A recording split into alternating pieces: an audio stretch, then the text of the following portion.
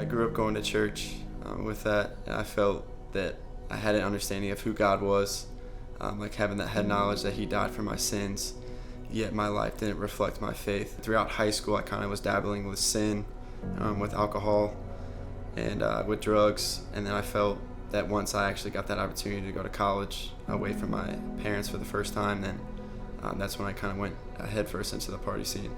I joined a fraternity, and I felt that in order to please the people around me, to kind of feel accepted, then that kind of went like on a long path of destruction. When I was younger in high school, like you would do those things just for the thrill. I felt that once I began like doing those things with drinking, doing drugs, then it went from me just wanting to do it just for those fun nights to then like sin taking me farther than it to go, and it kind of just began to just coping with pain and just doing that to help me kind of escape reality.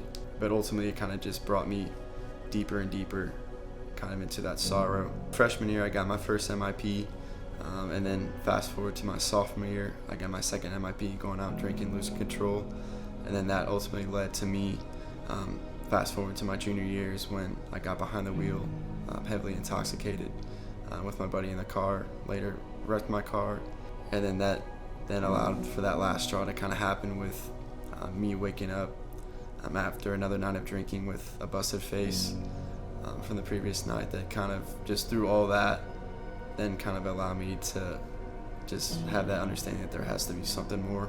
God placed the right people in my life at the right time. So it was like, first off, it was my old roommate Chris, and then I later was introduced and reconnected with John Hurdle. He invited me to my first young adult service at High Street, and then that kind of gave me that perspective and understanding that there was actually like people down in Springfield, like in a college town, that were also wanting to then like pursue the relationship with God. And so then that led to me reconnecting with David Chan, and then he pretty much put in perspective of just the gospel in front of me. After like all those experiences, I felt like that I genuinely had nothing else to lose in that. So then I ended up making that decision right then and there at Traveler's House to follow Christ. So I think just like for so long throughout my stories that like I felt lost. So I feel like that even God, He's just waiting there with open arms that whole time. Like He's with you through all those trials in your life. So maybe some of you in here may feel lost. It feels like that you've been running from God for far too long. And I'm here to tell you that just whatever you try to pursue through this world, it will never fulfill you. It will never satisfy. And that it's just the idea of the gospel, that God sent His Son Jesus to die on the cross for my sin and for your sin.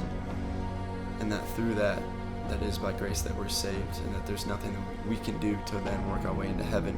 Maybe you're here, you don't know how you got here, and this could just all be part of God's plan to then rescue you from just whatever you're in.